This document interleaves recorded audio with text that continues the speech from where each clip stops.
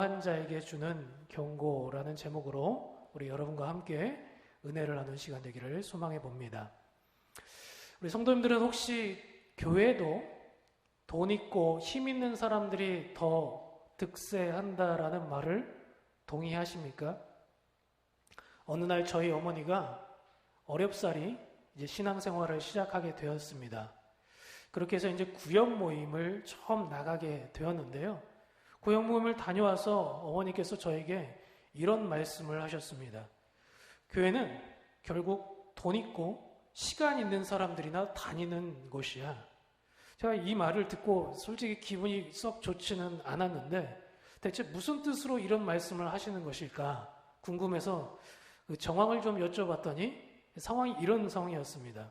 당시 교회를 처음 나갔던 어머니를 잘 챙겨주셨던 이 구역장님이 계셨는데 그 구역장님 집에서 이제 구역 모임을 드리게 되었습니다.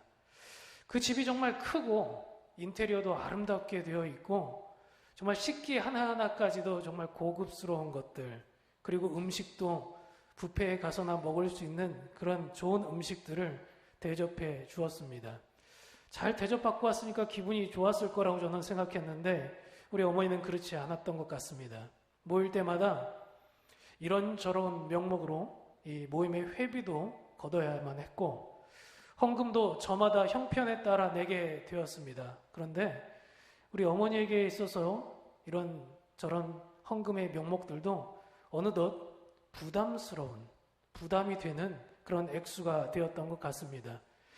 그냥 다른 사람들은 다 내는데 나만 안 내고 있기도 뭐하고, 그렇다고 조그만 액수를 내기에도 뭔가 눈치가 보여서 그 사람들을 따라가다 보니까 가랑이가 찢어지는 그런 상황이 되어버리고 만 것입니다. 그리고 나서 이제 저에게 푸념을 했던 것이죠. 다음번에는 우리 집에서 이제 구역 모임을 드리자고 얘기를 했는데 차마 그 집과 비교가 되어서 도저히 이 구역원들을 초청하기에 민망한 그런 상황이 되어서 부자들만, 돈 있는 사람만, 시간 있는 사람만 교회에 다니는 것 아니겠느냐, 이런 말씀을 목회자인 저에게 하신 것이었습니다. 실제로 제가 아는 분들 중에 상당수는요, 생계의 어려움 때문에 교회를 다니고 싶어도, 예배를 주일에 드리고 싶어도 생계의 위협이 되어져서 못 드리는 사람들도 꽤 많이 있었습니다. 그런가 하면 헌금을 내고 싶어도 많이 낼 수가 없어서 그 마음만큼은 하나님께 향해 있는데 삶이 그렇지 못해서 몸으로라도 봉사를 하겠다고 교회에 나와서 열심히 봉사 헌신하시는 분들도 더러는 있는 것을 저는 봤습니다. 저는 어머니께 이렇게 교훈을 드렸습니다. 헌금은 강제적인 것이 아니라 하나님께 있는 그대로의 우리의 사랑의 마음을, 감사의 마음을 표현하는 것이니까 그 마음을 표현하는 것이면 언제든지 되고, 또 하나님께서는 얼마를 드렸느냐, 이 헌금의 액수를 중요하게 여기는 분이 아니니까 하나님의 그 마음을 잘 이해하고 어머니의 마음을 드리면 됩니다 라고 굉장히 원론적인 얘기를 해드렸지만, 사실 사람 사는 것이 눈에 보이지 않는 하나님을 의식하는 것보다 더 사람의 눈을 의식하게 되는 것이 우리의 삶의 모습이 아니겠습니까? 그래서 공동체 안에서는 이런 당연한 가르침들을 성도님들에게 제가 전해준다 할지라도 때로는 오히려 이런 가르침을 행했다가 왜 헌금을 내지 않느냐, 왜 너는 그것밖에 헌신하지 않느냐라며 구설수가 되기도 한다라는 점을 저는 충분히 이해할 수 있습니다. 똑같이 이사를 가더라도 누군가는 작은 집에서 큰 집으로 이사를 가서, 그리고 새 집으로 이사를 가서 당당하게 하나님께서 우리에게 이렇게 복을 주셨습니다라고 자랑하고 싶고 기쁜 마음을 표하고 싶은 마음에 신방을 저희들에게 요청하는 분들도 있지만, 이와는 반대로 가세가 기울어서 큰 집에 있다가 작은 집으로 이사를 가야 되는 상황들도 더러는 있는데, 이런 경우에는 오히려 이사 신방을 가겠다고 얘기를 해도 한사코 거절하는 분들도 있었습니다. 아무리 교회에서 청빈한 삶을 강조하고 그렇게 살아야 된다고 지향하고 있지만 사실 많은 경우에 우리는 그런 청빈한 삶에 대해서 굉장히 우러러보고 또 칭찬하고 있지만 사실은 그런 삶을 동경하지는 않습니다. 오히려 우리가 교회에서 신앙생활을 하면서 하나님께 복받는 삶은 삶의 어려움이 해결되고 가난에서 벗어나서 경제적으로 큰 어려움 없이 살아가게 되는 것 아니겠는가? 이런 기복주의적인 신앙을 더 뿌리를 내리고 살아갈 때가 많기 때문에 그렇습니다. 그런가 하면 교회 안에서 은연중에 부유한 성도들은 자신의 가진 부와 힘을 과시하고 뽐내려고 할 때가 있습니다. 내가 이 교회에 낸 헌금의 지분이 얼마인데, 내가 증정한 교회에 성물이 몇 개인데, 심지어는 서로 협동하고 나누어야 될 그 사역에서 청소나 식당 봉사인 경우에도 내가 직접 헌신하는 땀을 흘리기보다 내가 가진 부를 과시하듯이 인력을 사서 보내는 그런 분들도 저는 보았습니다. 이런 행동들이 주변 사람들의 기분을 상하게 만들기에 충분하지만 동시에 그 부가 가진 영향력으로 인해서 많은 사람들이 그 사람들 밑에 모여 함께 동경하는 것을 또한 저는 보았습니다. 그 부자가 어떤 선한 방법으로 돈을 모았는가, 모은 돈을 어떤 선한 일에 사용하고 있는가, 그 일을 진행하는 과정 속에서 얼마나 겸손하고 진실하게 그 일을 행하고 있는가, 이런 것들을 집중하기보다는 사실은 그 사람이 갖고 있는 부가 있었기 때문에 이 모든 것들을 해나갈 수가 있다라는 것에 매료되고 결국은 그 가진 것을 더 부러워하는 것 자체가 우리의 목적이 되기도 하는 일이 우리 교회 안에도 공공연하게 많이 있더라는 말이죠. 그런데 이런 모종의 그 모든 상황들을 잘 염두에 두고 오늘 말씀을 좀 봤으면 좋겠는데요. 오늘 말씀은 특별히 부자들을 향해서 주시는 일종의 경고의 메시지입니다. 어떤 이유든 재물을 많이 쌓는 것이 자랑이고 또한 안전한 삶을 살 수 있게 되겠지만 일반적인 상식이 될 수 있는 이런 생각들이 오히려 마지막 날에 그들의 삶의 심판이 되고 재앙이 될 수 있다는 것을 지금 하나님께서 경고하고 있는 것입니다. 물론 여러분 오해하지 마십시오. 우리가 갖고 있는, 누리고 있는 모든 재물이 다 불의하고 올무가 되고 걸림돌이 된다, 이런 얘기가 아닙니다. 정직하게 벌어가는 것, 그것이 무슨 문제가 있겠습니까? 성실하게 일해서 솔직하게 하나님께 그렇게 부를 축적했다면 무슨 문제가 있겠습니까? 이 말씀은요, 오늘 본문에 등장하는 이 부에 대한 말은 수단과 방법을 가리지 않고 재물을 모으는 데만 혈안이 되어서 그 재물을 모은다라는 것 안에만 가치와 안전을 찾고자 하는 그런 삶의 목적이 뒤바뀐 삶을 이야기하고 있는 것입니다. 내가 불시에 어느 날 생명을 다하게 될 수도 있지 않겠습니까? 지금 저 같은 경우도 아직 어린 딸이 둘이 남겨져 있는데 저는 천국에 간다고 마음 편히 이렇게 떠날 수 있겠지만 남겨진 가족들이 어떻게 살아갈까를 생각하면 사실 막연한 것이 제 심정입니다. 그래서 하나라도 조금 더 우리 딸들에게 혹은 우리 아내에게 남겨주고 가는 것이 이 아빠 된 도리로서, 남편 된 도리로서 당연한 일이 아니겠는가, 이런 마음을 가지고 조금이라도 더 저축을 해두고 싶은 마음이 있다라면 그 마음이 잘못되었다라는 것을 이야기하는 것이 아니라는 말입니다.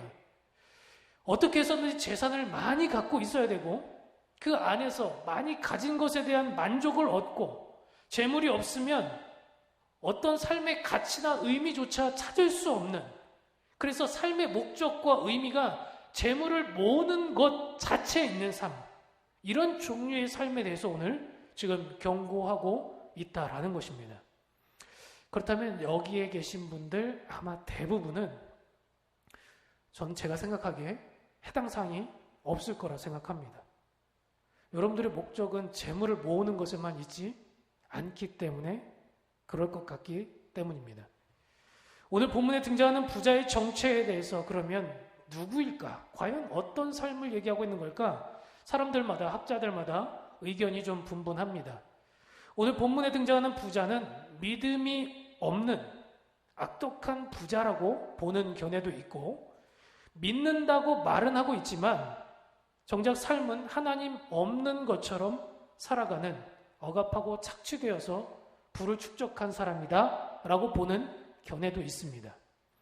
만약에 하나님을 믿지 않는 사람이 이렇게 부정하게 살아갔더라면 오늘 본문의 말씀은 사실 믿는 신자들을 위한 권면의 말씀이라기보다는 오히려 억압받고 핍박받고 있는 신자들을 위한 격려의 말씀이라고 볼 수 있을 것 같습니다. 그렇다면 야고보 사도는 어떤 관점에서 오늘 이 말씀을 전하고 있는 것일까요? 제가 보기에 지금까지 야고보서가 전개되어 온 이 과정을 바탕으로 추측을 해보면 야고보 사도는 아예 누가 봐도 야, 저 사람은 진짜 믿음이 하나도 없는 것처럼 사는 것 같다. 그럴 때는 그냥 너는 믿음이 없어. 넌 믿음이 없는 삶이야. 이렇게 분류를 했지, 믿음이 있으면서도 돈 때문에 사람들을 착취하고 방종하고 방탕하게 사는 사람들을 대상으로 하여금 경고를 하고 있지 않다고 저는 생각합니다. 즉, 오늘 본문에 등장하는 부자들은 유대교 문헌과 그리스도 로마 문헌에도 등장하는 탐욕으로 인해 비판받는 사회 기득권층에 해당한다라고 볼 수 있을 것 같습니다. 만약에 너희 중에 이런 사람이 있다면 빨리 회개하라, 이런 말씀으로 쓰여진 말이 아니라는 거예요. 교회 안에 이런 사람들이 있어서 이런 사람들은 회개해야 된다, 바꿔야 된다, 이런 말로 쓰인 게 아니라는 거예요. 즉, 오늘 말씀이 성도들을 위해서 쓰인 말씀이 아니라는 겁니다.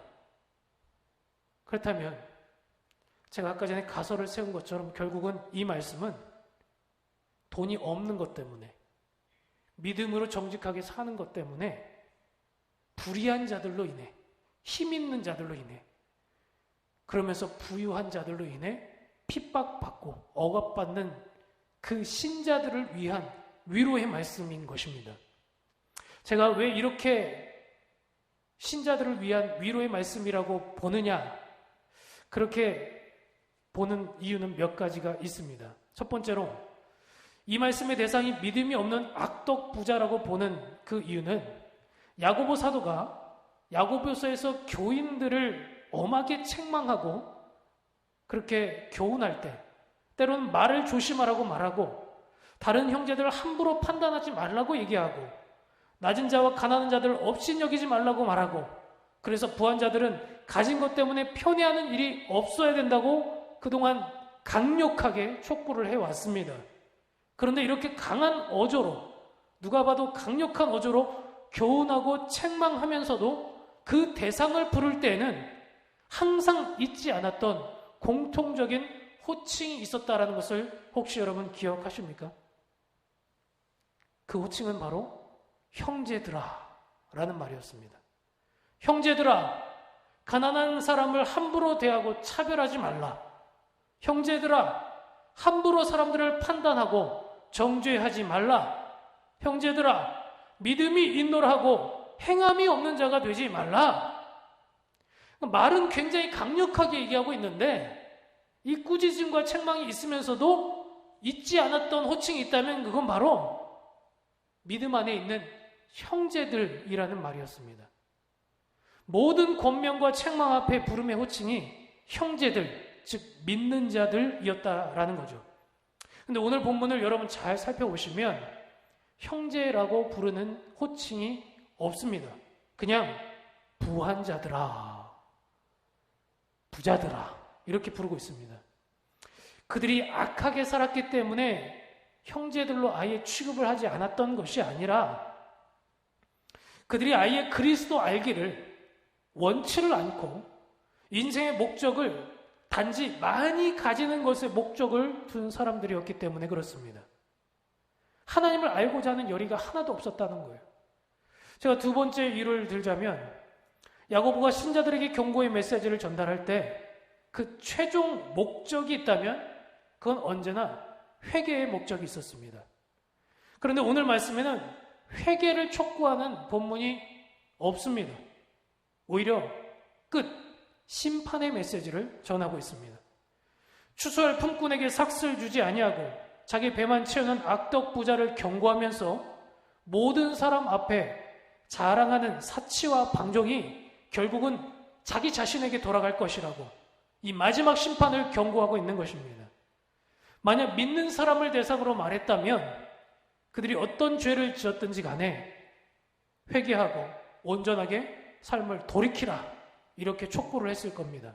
결국은 이 글이 지금 쓰여진 목적이 뭐냐면 회개를 촉구하고 있는 게 아니라 끝을 얘기하고 있고 심판을 얘기하고 있고 다른 것에 목적을 두고 있다라는 겁니다. 여러분 근데 성경을 읽다 보면 참 이상한 것들이 있어요. 의문이 들 때가 있어요. 여러분 지금까지 제 얘기를 잘 들어오신 분은 의문이 들어야 맞습니다. 왜냐하면 왜 굳이? 여러분 지금 이걸 지금 읽고 있는 사람은 누구예요? 성도들이죠. 근데 지금 성도들 중에는 악덕 부자가 있다는 거예요? 없다는 거예요? 없다는 거죠. 근데 굳이 심판의 메시지를 지금 왜 믿지도 않는 악덕 부자들에게 지금 전달하고 있을까요?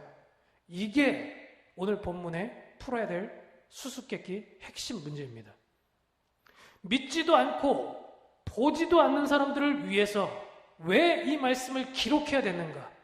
이 본문의 진짜 의미가 여기에 숨겨져 있다라는 것입니다. 여러분 하나님께서는 모든 성경을 통틀어서 볼 때 과거에 하나님의 선택된 백성 이스라엘을 괴롭혔던 민족들을 향해서 이렇게 경고를 하셨습니다.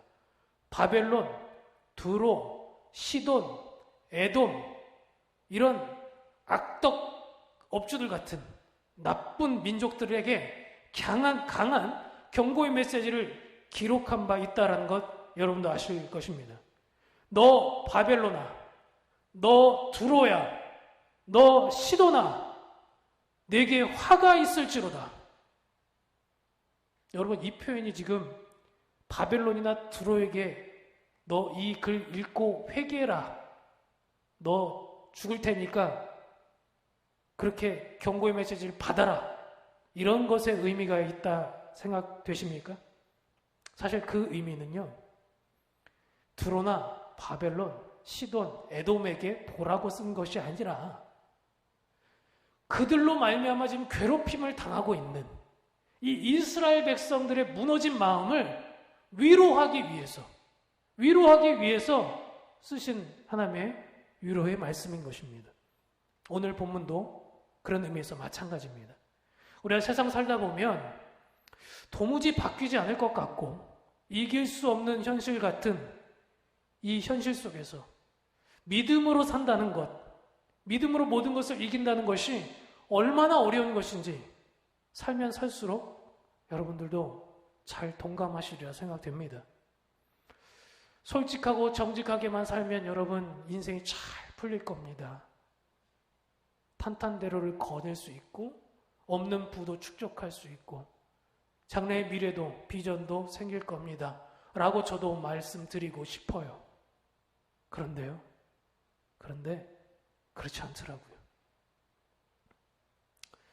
정직하고 성실하게 살아도 인생은 꼬인 것 같기도 하고 정직하고 성실하게 살아도 알아주는 이 없는 것 같기도 하고 오히려 적당히 눈가림하고 사람들 보는 앞에서는 열심히 하는 척 그러나 보지 않는 데서는 자기 마음대로 살아가는 사람 힘 있는 사람들에게 아첨을 하고 힘없는 자는 멀리하는 사람 돈이 있는 곳에 따라가고 돈이 없는 곳을 멀리하는 사람 나누어 주기보다는 내 것을 챙기기에 급급하는 사람 이런 사람들이 세상 살면서 더 잘 살더라고요. 그런데 그런 모습을 바라볼 때마다 믿음으로 살려고 하는 믿음의 성도들이 어떤 마음이 드냐면 신물이 나요. 마음이 무너져요. 과연 이렇게 사는 게 맞는 걸까? 정말 하나님이 살아계시긴 하는 걸까? 나도 차라리 저렇게 사는 게 맞지 않을까?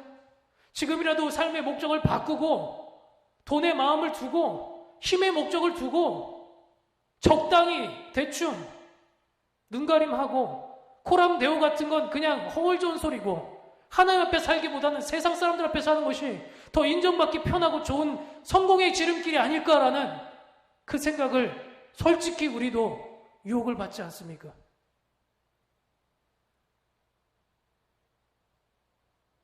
저 멀리 있는 가난한 개척교회 목사님들보다 저 강남에 크고 부흥하는 많은 성도들을 거닐고 있는 목사님들이 더 인정받고 더 하나님의 큰 종인 것처럼 사람들의 이름이 오르내리는 것을 볼 때 같은 목회를 하고 있지만 참 힘이 쭉 빠질 때가 있다라는 겁니다.